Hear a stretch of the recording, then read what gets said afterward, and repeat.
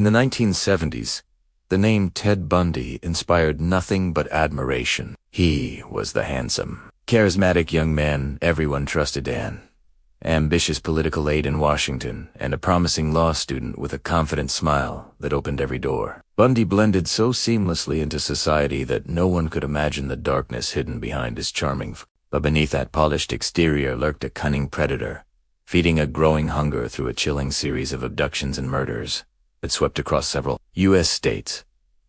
Panic began to spread as young women vanished, one after another, often in broad daylight, and from public places such as college campuses and parking lots. Bundy's method was devilish in its simplicity. He would pretend to be injured or helpless, his arm in a sling or leaning on a crutch, then politely ask a kind stranger to help him carry something to his old Volkswagen Beetle. The emotional manipulation was flawless. Gaining a victim's trust was effortless for him, but every friendly gesture turned, without warning, into a deadly trap. Investigators slowly started to connect the scattered clues.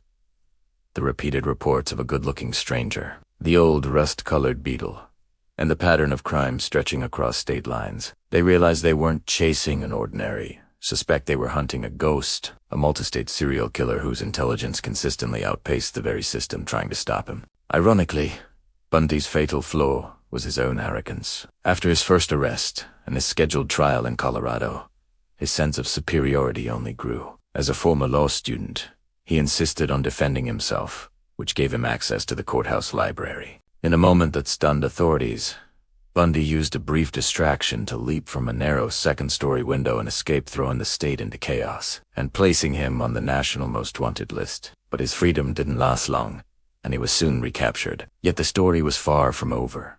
Bundy attempted a second, even bolder escape from a Florida county jail, a move that would place the state at the center of his bloodiest and final chapter. After breaking free, Bundy spiraled into a desperate frenzy of violence, culminating in the shocking attack on the T Omega sorority house at Florida State University in Tallahassee, followed by the abduction and murder of 12-year-old Kimberly Leach. These crimes triggered an intense statewide manhunt that ended when police stopped Bundy in a stolen car in February 1978, finally bringing his reign of terror to an end. His Florida trial soon became a media spectacle, a courtroom drama broadcast nationwide. Bundy once again tried to weaponize his intelligence and charm to manipulate the judicial system. But this time, the evidence was overwhelming, especially the bitmark analysis that tied him unmistakably to the attacks. Ted Bundy was convicted and sentenced to death. He met his end in the electric chair in 1989.